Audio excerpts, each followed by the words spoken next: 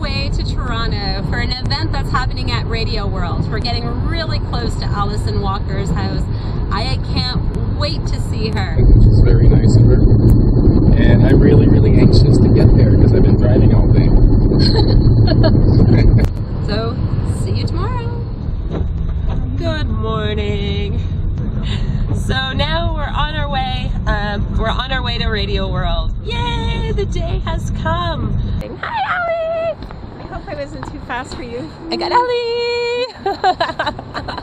Not at all. You remind me of Quebec drivers. It's awesome. Facebook Live going for Pete and Ryan. I'm Daniel A. on the forum. I've been involved with the forum right from the beginning in July of 2006.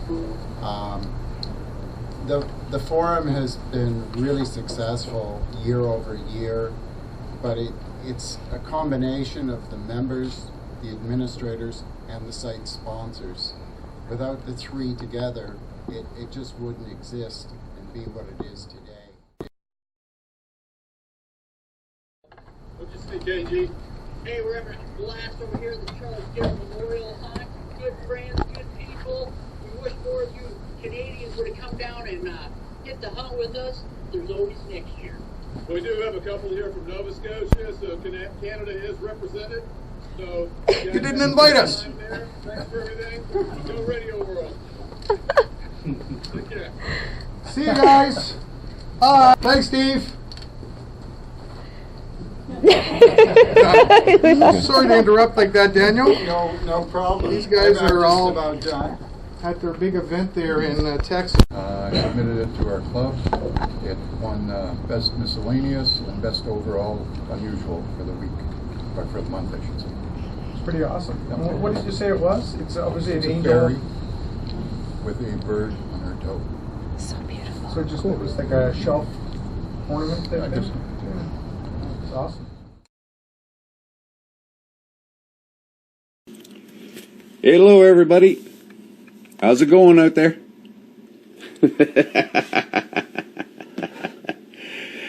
Glad to see everybody having fun out there, Radioworld. I'm sitting here at home just sporting my proper t-shirt for the event here. What does everybody think?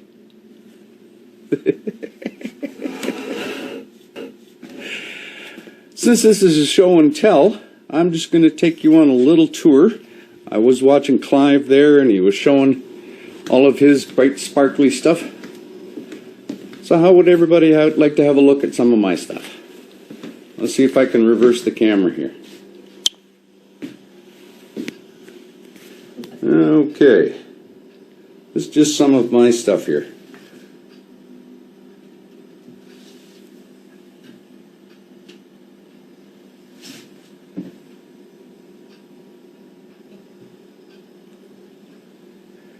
Not a whole lot, but I guess it's pretty good for only detecting for about 4 years.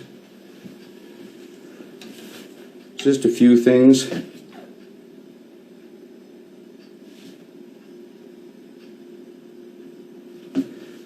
And a little bit of bling.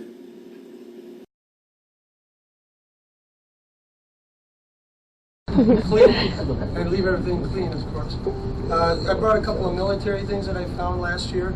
One of them I found in Sarnia. It's a sterling silver pin. It's a general service pin for any military service people, members from World War II. It's got a thing on the back. It's serialized, and it's got an inscription here saying that there's a fine or penalty for misuse of $500 or 6 months in jail. So I've never put it on. Wow. It was a nice find, definitely.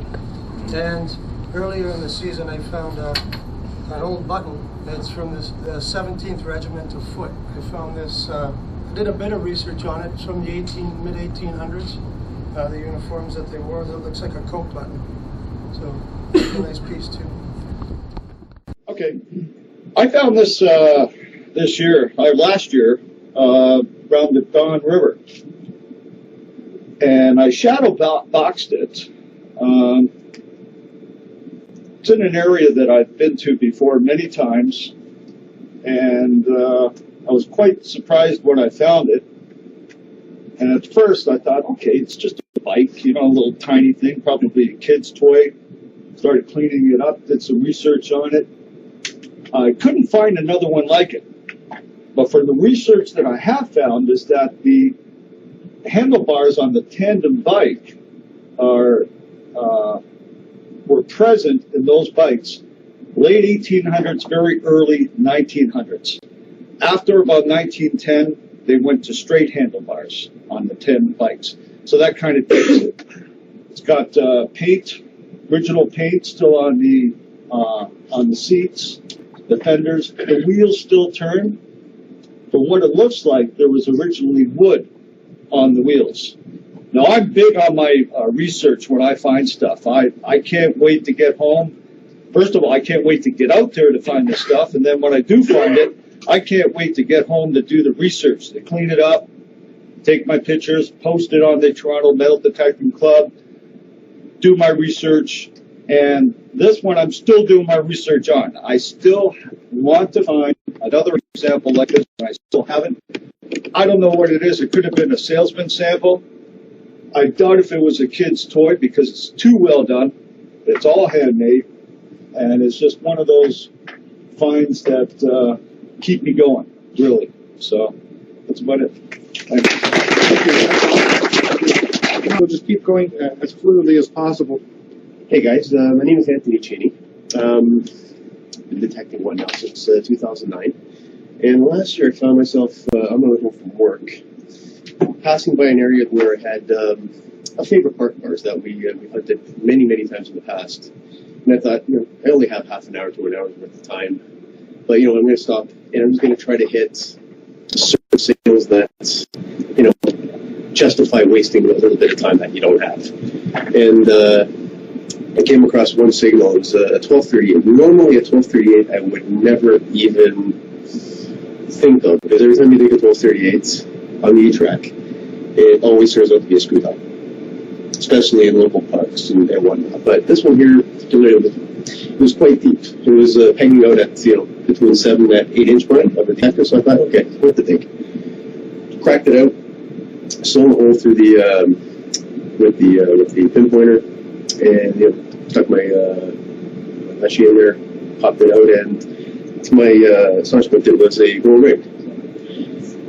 But as closer inspection, it actually turned out to be probably one of my best finds. Anyway, it was a 1914 Wolf Sovereign that was actually turned into a road.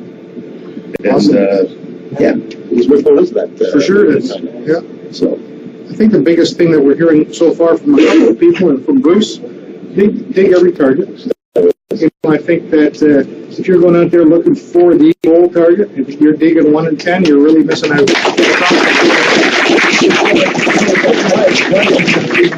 To come up early. Hi, I'm Lee Wildman. Live in Lindsay area. There we go.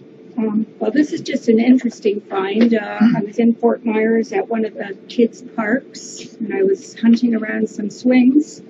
And if I didn't find they're deadly looking. And this, I was up at my sister's cottage on the Ottawa River, and I found an 1885 nickel, nice condition. Nice. Along with this old, I don't know if it's a ship spike or a boom spike, but it was interesting. Cool. That's fantastic. So you use your knife to protect your bow. Taking notes. Thank you very much, Lee. Somebody else want to head up? Please, Dan. And we've got, you know, we're giving people latitude here. Spend a little time. Excellent. Okay, everybody in the room, I consider you all family, first of all. It's phenomenal. This sport is just spectacular. And I just want to say a couple of quick little thank yous to Jack and Diane, of course. You know, set a place at your table for me every time, and I appreciate that. Sure. The Duke and Duchess of Dirt over there. I watch all your videos. I absolutely love you guys. Allison. And one quick little thing, Clive mentioned Fred McDonald. When I first moved here from Montreal, I really wanted the detectors in 1994. I was so bad. I'm ready. somebody gave me his number. And he said, go check him out in Oshawa. So I called him on the phone. He said, yeah, come in. I went downstairs to his basement, and I was like, this is it. This is it for me, man. It was like going into Indiana Jones's living room, and I'm like, this is it. So yeah, I walked out of there. I bought a detector off him that day. It was a Fisher, I think it was a 1236 or something. I've never stopped since. So yeah, so I always give a hats off to Fred. Absolutely.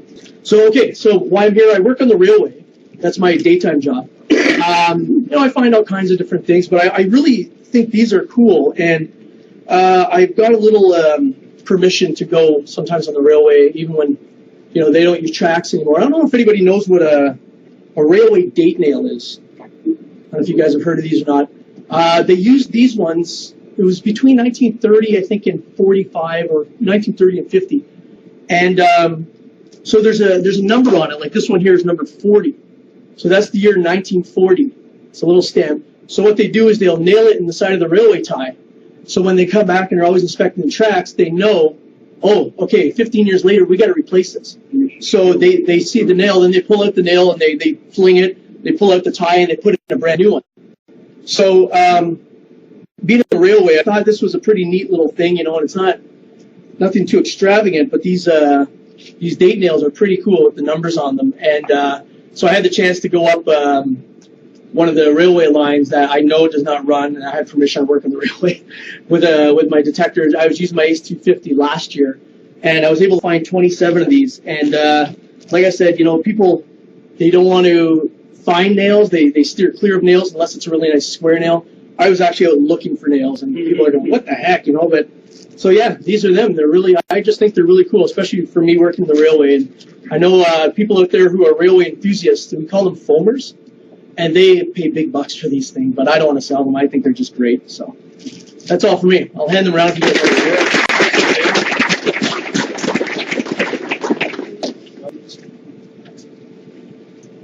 I second what Dan says. I'm Allison Walker, otherwise known as Hip Power Alley Treasure Hunter. I've got a couple of Facebook pages on Detective, PA Dig. I'm also a registered detectorist with the ringfinders.com, following the footsteps of Caesar, like Brian, Pete, the King, Roland, and Clyde. And I get really inspired by them and all of you in what you find. So I love finding rings, but more importantly, I love returning. I've got these from Wasaga Beach. I found 3 rings in a half hour at each one. And the other one, I'm not saying where, but way up north. I was looking for a client's ring, and I pulled this 18 karat gold ring. It's got an inscription and a date, and I won't stop at trying to find the owner. So I do want to share, anyone that finds rings, I really hope you try your best to return them, because it means the world to the owner. So keep digging. Be on.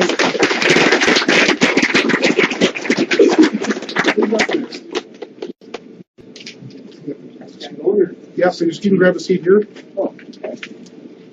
So for the person that's next in line, if you just come up and take this seat while the next one's going, and then that'll keep it going. Please, thanks for joining us, Eric. Hi. Thanks, Eric. Thanks for having us. My name's Eric. I'm from Relic, Dirtyhands metal detecting. We have a YouTube channel, and the finds I'm going to show you today, most of them have been found live, and they're on their channel if you want to check it out. Last year, we finally landed a permission on an old fur trade site. Dates from the early 1600s to early 1800s. And we were able to go there, finally land some good permissions, and we found stuff that just blew our minds. It was hunted out before. Most of the stuff was found in very trashy areas, picking through the iron. So I bought a few things. I'm probably going to pass these around, and I'll try not to take too much time. Here we have some early coins.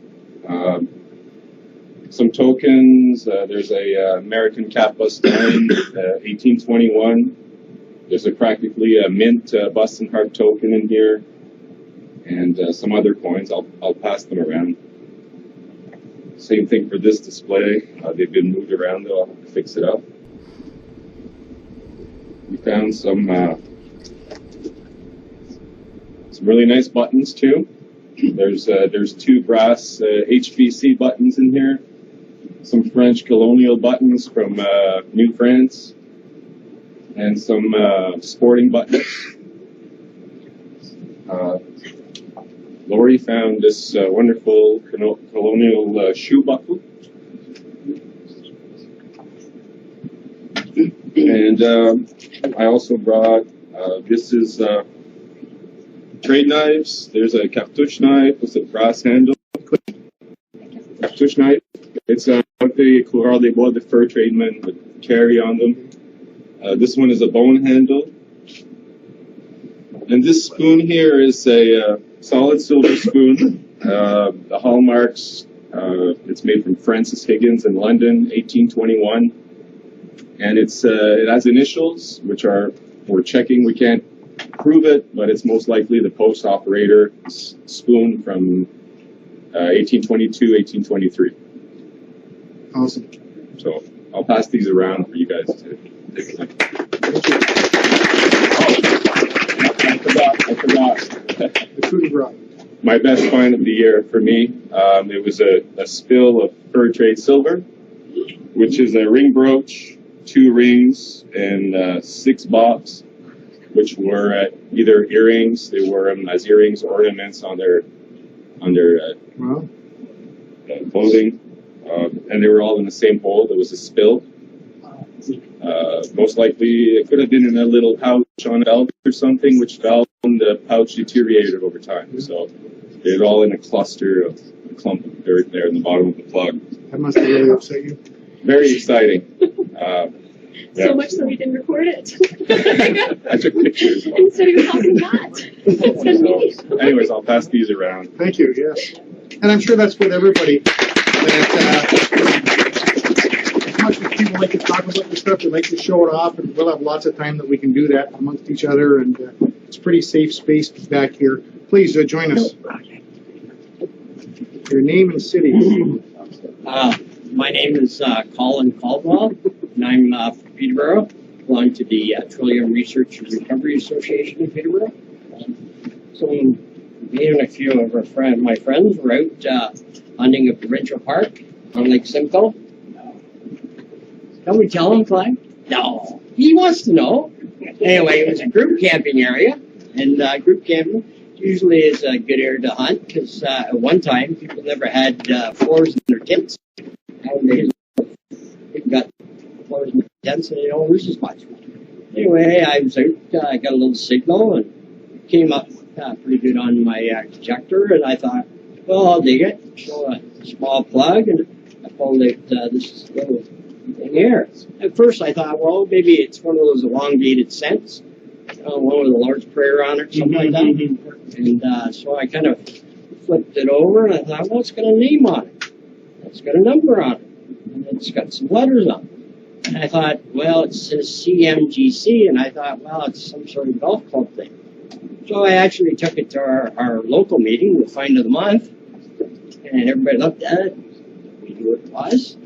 A little while later, one of the young lads that comes from the club, he comes up and says, well, that's actually from World War I. That's somebody's either dog tag or it could be a part of the sweetheart bracelet. So he says, give it to me and I'll research it. So he brought back a little paper, and this is enlistment papers for the Canadian Expeditionary Forces in 1915. So it's his age and date, and his medical record, and all that sort of information. That's very cool. So actually, he lived in Toronto. Now I can't really read the writing here, but it looks like 54 Eliza Grove Avenue in Toronto. And his mother was Elizabeth. Obviously, he was born in England, but he came to Canada at some time. Then I'm not sure whether he's been overseas, because I'm still trying to get more information on. So we do have his service number. So whether he wasn't married at the time. This is unmarried here. So I don't know if he has any relatives out there, but maybe someday I might be able to find a relative to give it back to maybe a great nephew, or maybe he's got a great grandson. So that's awesome. Excellent. Thank you very much. So,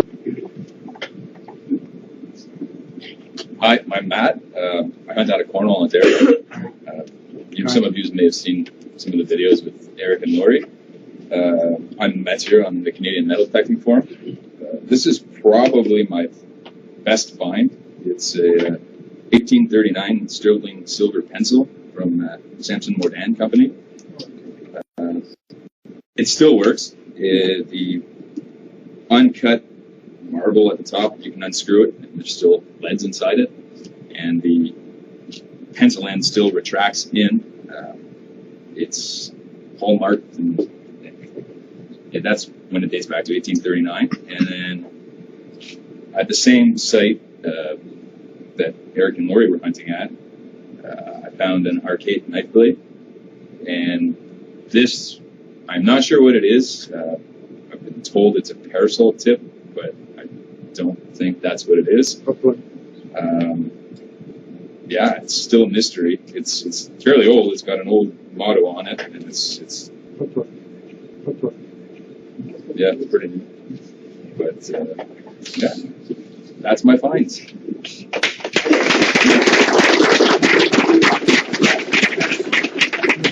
Down a butt plug from 1832. That's awesome. So we're going to go through these only because I want to make sure that everybody that showed up today and participated. Does everybody have an orange ticket, the entrance ticket? Okay, we're just going to run through them. One missing here at the back. If you want to give it to me now, Diane, and run it back to that gentleman in the coat. And so what this is for is the packs. You're going to pick anything from the tabletop or the floor area here. There's all kinds of things inside. We won't open them until much later. There is gift cards in select bags. Yeah. Okay, so just going to come up the last three digits, 033. I know you live every day like it's your last. Please slow down, 'cause life can move faster than your wild heart can catch when you can't see the truth you surround. Did you just push that kid out of the way to get up front? It speaks through your soul.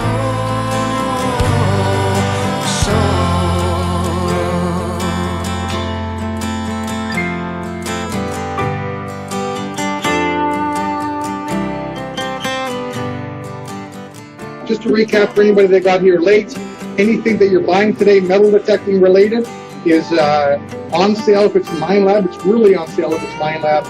And also it's no tax today on anything that we have in stock for metal detectors.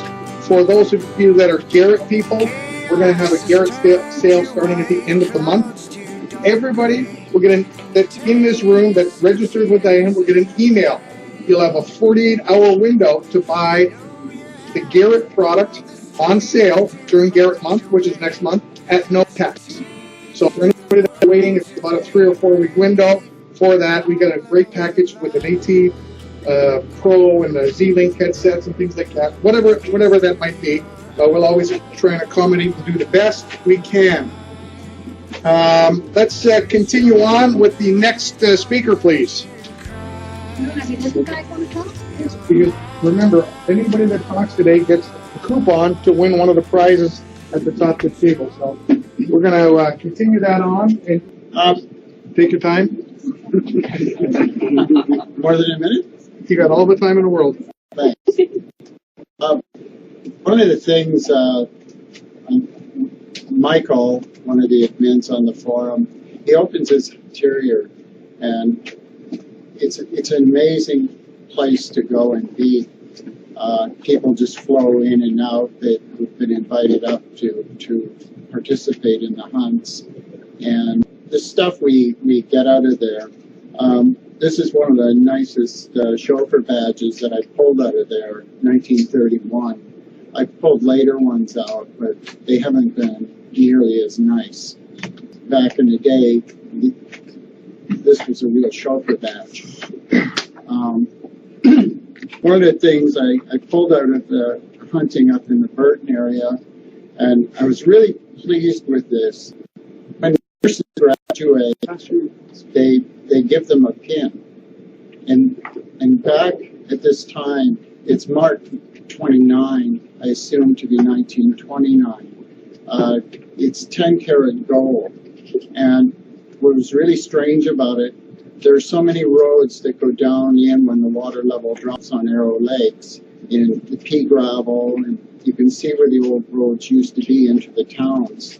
And I was cruising back towards the group, and just a long shot out in the middle of even just coming up off of the sand onto the pea gravel, and I got this really weird signal with the 30-30, and it intrigued me, and I stopped and I backed up and swept it a couple of times, and it was a good two-way signal, but the number was really strange, and I popped this little pin just below the gravel, and initially I thought, well, maybe it's just some cheap badge or something, and it was muddy, and started rubbing it and cleaning it, and I didn't have my magnifier with me, and I showed it to somebody, and I said, there's some numbers in VGH, Vancouver General Hospital.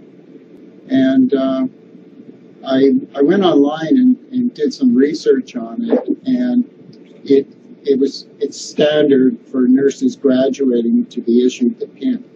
And the other nice thing about it was, of all the people that were up there hunting last spring, I was the only one to get anything gold.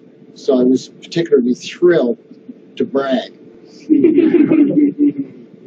And Michael really wanted it, and was more than happy to trade almost anything to have it. But apparently the 29 is the graduation year, and it just seemed kind of bizarre to me that somebody back in the day graduated from the Vancouver nursing program in 29 and be 7 hours up in the interior.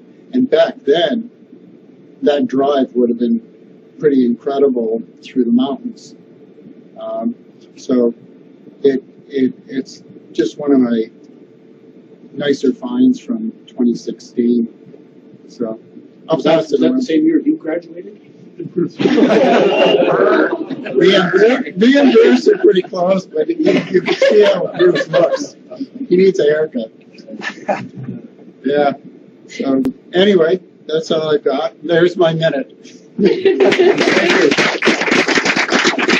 For those that have presented today, you've got a choice. You're going to come up and you're going to, the first pick gets first pick from the table. There's an ACE 200 metal detector, a Garrett 4-pointer AT. There's a MindLab GoFind 40 package. There's a MindLab ProFind. And then, of course, those are your one choice at a time. There's also a hand trowel that was donated by Allison. So as I pick your number out, you can come and pick from this shelf. And then, of course, we'll continue on and go through whatever's left on the table. So everybody that presented got a ticket? Yes? Agreed? Yes, agreed? Okay. Thank you. So the first ticket, last three numbers, 341. First winner. I'm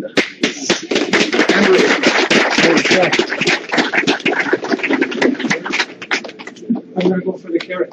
Awesome, the Garrett carrot. Awesome. Thank you. We couldn't do any of this without the great support that we get from our manufacturers, being the largest Garrett dealer in Canada. We get a lot of latitude. We're also the service center for Garrett for anything that we sell, and I'm also the Canadian distributor for the Garrett security side, which is a very important and prominent part of our business, which is fantastic. And of course, MindLab. MindLab has been a very strong partner with us since 2010. They had some internal changes, but have come back just recently very strong. And you'll see a very, very big push in the Canadian market for Mind Lab products. So we're going to shake up some more for the next presenter prize. We have number 347. 347. There we go. Now, there is a condition, and because it's my house, my rules, you need to name the park. Oh. It's simple. It's provincial. That narrows it down to 3. There you go. It's not Marin, it's not McRae. There you go. Good idea. What's the other one? Clyde. You don't. Clyde will tell you. Okay. He tells everybody his secret spots what we're saying. So your choices anywhere across the top of the top shelf. Awesome. Thank you. And it was civil. Civil. Awesome. I spent a lot of time there watching my vote. 346 was the next ticket. Allison. Awesome. The little boy back there, do you have a detector? Do you have a detector? Okay, come up. Okay. Nice. Awesome. Come up.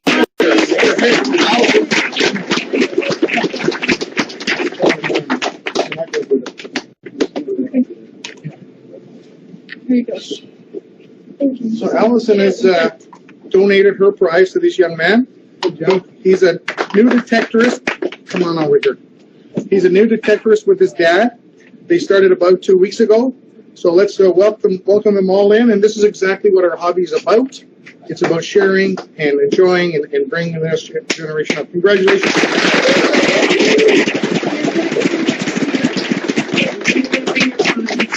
Great. Thank you very much, Allison. So this is now this little guy, this is Allison Walker won this. And she actually gave it to this little guy because he didn't have his detector yet. So just to show how amazing that woman is.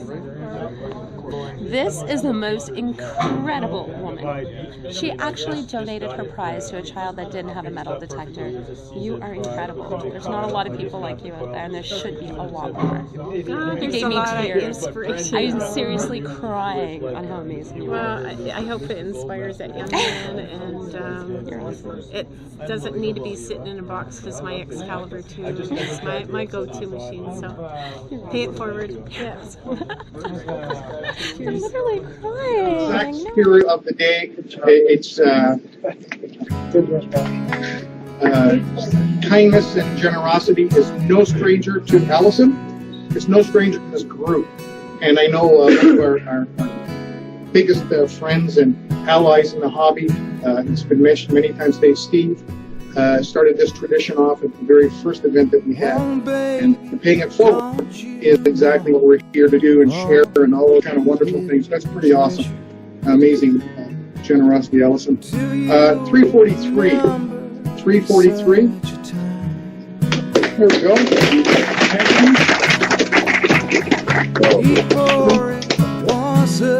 Pro Finder's shovel. Awesome. Thank you very much. 340. 340.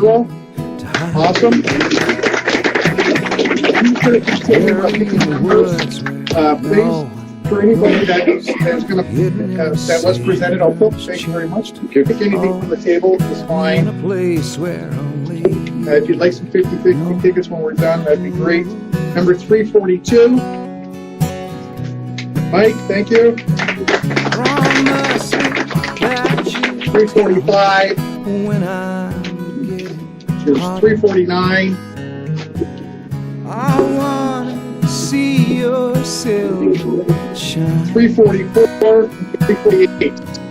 That should cover all of our presenters. Under the moon one night. Any juniors that we have in the room?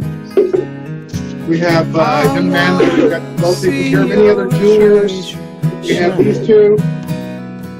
Young man, young lady, would you like to come up and pick something from the table each?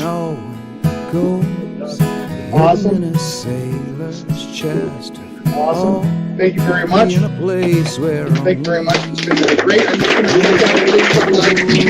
Thanks for joining us today. We had a great time. Hope to see you here at one of our events. And stay tuned for the next adventure from the Toronto Metal Detecting Club. We're going to talk about where, but I think Center Island was a huge hit. Some amazing finds, and we'll be back to join you later on this summer.